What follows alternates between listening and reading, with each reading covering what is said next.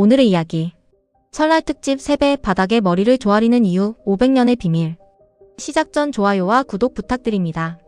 시작합니다. 시청자 여러분 다시 한번 인사드립니다. 설날 아침이 밝았습니다. 떡국 맛있게 드셨다면 이제 우리가 해야 할 아주 중요한 관례가 있죠. 네, 바로 어른들께 올리는 세배입니다.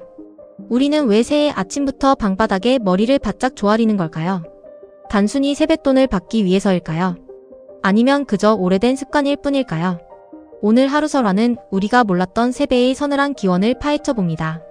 그 속에 담긴 눈물겨운 사랑의 역사를 낱낱이 들려드리겠습니다.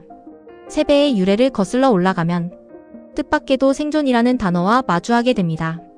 옛날 우리 조상들에게 겨울은 낭만적인 계절이 아니었습니다. 매서운 추위와 굶주림, 그리고 정체 모를 역병이 창궐하던 공포의 계절이었죠. 지금처럼 난방이 잘 되지 않던 시절, 노인들에게 겨울은 목숨을 건 싸움이었습니다. 그래서 새해 아침이 되면 자식들은 가장 먼저 어른들의 방을 찾아갔습니다. 방문을 열고 어른의 안색을 살피며 드렸던 첫 인사. 그것은 사실 이것이었습니다. 무사히 살아남아 주셔서 정말 감사합니다. 세배는 단순한 예절이 아니었습니다. 죽음의 계절인 겨울을 이겨내고 다시 만난 가족들의 생존 확인이었습니다. 바닥에 머리를 숙이는 그 낮은 자세. 그것은 하늘이 허락한 새로운 1년에 대한 겸손함의 표현이었습니다. 세배는 단순한 가정 교육이 아니었습니다. 조선시대 기록인 동국세 시기를 보면 아주 흥미로운 대목이 나옵니다. 설날 아침, 관직에 있는 사람들은 모두 대궐로 모여 임금님께 세배를 올렸습니다. 이를 하례라고 불렀죠. 조정 대신들이 붉은 관복을 입고 수천 명씩 절을 올리는 모습. 그야말로 장관이었을 겁니다. 재미있는 사실은 직접 가지 못하는 사람들이 보냈던 세함입니다. 오늘날로 치면 명함이나 연하장 같은 것입니다. 상대방의 집 대문 앞에 놓인 상자에 자신의 이름을 적은 종이를 던져 넣었습니다. 조선시대판 비대면 인사였던 셈입니다. 세배를 할 때 가장 많이 헷갈리는 것이 손의 위치입니다. 이를 공수법이라고 하는데요. 여기에는 음양오행의 깊은 철학이 담겨 있습니다. 먼저 남자는 왼손이 위로 가야 합니다. 동쪽과 양을 상징하는 왼쪽을 귀하게 여겼기 때문입니다. 반대로 여자는 오른손이 위로 가야 합니다. 서쪽과 음을 상징하는 오른쪽을 중시했기 때문이죠. 하지만 주의할 점이 있습니다. 장례식 같은 슬픈 날에는 손의 위치가 정반대가 됩니다. 설날 세배는 기쁜 날이기에 평상시 공수법을 따르는 것입니다. 남자가 오른손을 위로 올리고 세배를 한다면 어떻게 될까요? 그것은 어른께 집안에 나쁜 일이 생기길 바랍니다. 라고 빌게 되는 결례입니다. 아이들이 가장 기다리는 시간. 바로 세뱃돈입니다. 그런데 조선시대에는 세배를 해도 돈을 받는 일이 드물었습니다. 대신 세찬이라 하여 떡이나 과일을 대접했습니다. 혹은 정성스럽게 만든 음식을 내어주었죠. 물론 옛 기록에도 돈을 주었다는 흔적이 아예 없지는 않습니다. 하지만 지금처럼 봉투에 넣어 주고받는 문화는 아니었습니다. 그렇다면 세뱃돈은 언제부터 시작된 걸까요? 이 문화가 정착된 것은 근대 개항기 이후의 일입니다. 다만 정근때에는 전혀 없었다라고 할 수는 없습니다. 조선, 정근대 자료에서도 돈을 주는 사례가 드물게 나타나기도 합니다.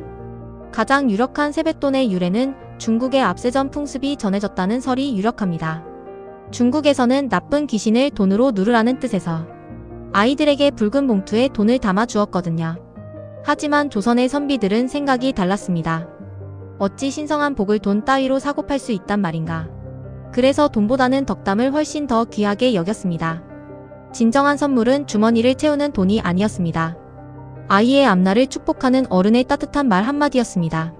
조선의 덕담에는 아주 독특한 특징이 있습니다. 올해는 장가를 가거라가 아니라 올해 장가를 갔다지? 라고 말하는 것입니다. 미래형이 아닌 완료형으로 축복을 빌어주는 것이죠. 이것은 말에 힘이 있다고 믿는 얼령 신앙 때문입니다. 좋은 일을 이미 일어난 것처럼 말하는 방식입니다. 그 기운이 실제로 이루어지도록 끌어당기는 일종의 화건이었습니다. 오늘 여러분도 세배를 받으실 때 이렇게 말해보세요. 열심히 해라는 뻔한 말 대신 올해 원하던 꿈을 드디어 이뤘다며? 라고 말이죠. 그것이 우리 조상들이 전해준 진짜 복을 부르는 비법입니다. 그런데 말입니다. 말 한마디에도 이런 힘이 있다면 진심을 담아 온몸을 숙이는 행동에는 얼마나 더 큰 기적이 숨어 있을까요? 여기 조선 중기 야담에 기록된 기이한 이야기 하나를 소개합니다. 경상도의 한 고을에 막동이라 불리던 가난한 머슴이 있었습니다. 비록 신분은 천했으나 예의가 무척 바른 청년이었죠. 그는 설날 아침 주인 어른뿐만 아니라 마을 외딴 집에 홀로 사는 꼬부랑 노파를 찾아갔습니다. 아무도 거들떠보지 않던 그 노파에게 머슴은 정중히 큰 절을 올렸습니다. 지난 겨울 무사히 살아남으셔서 참으로 다행입니다. 진심으로 머리를 조아리며 안부를 물었죠. 그 순간 노파의 눈빛이 달라졌습니다. 그녀는 떨리는 손으로 베개 밑 깊숙한 곳에서 낡은 주머니 하나를 꺼냈습니다. 그 안에는 놀랍게도 평생을 모은 금화 몇 잎이 들어있었습니다. 알고 보니 노파는 누명을 쓰고 숨어 살던 몰락한 양반가의 안주인이었습니다.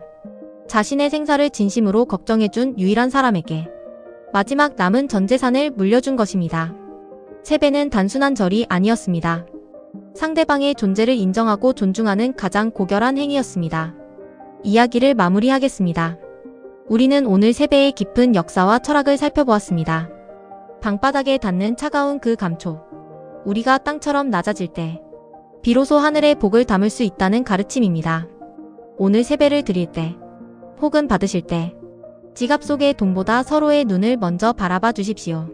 살아계셔서 감사합니다. 태어나줘서 고맙다. 그 원초적인 안부와 사랑이 세배의 진짜 의미입니다.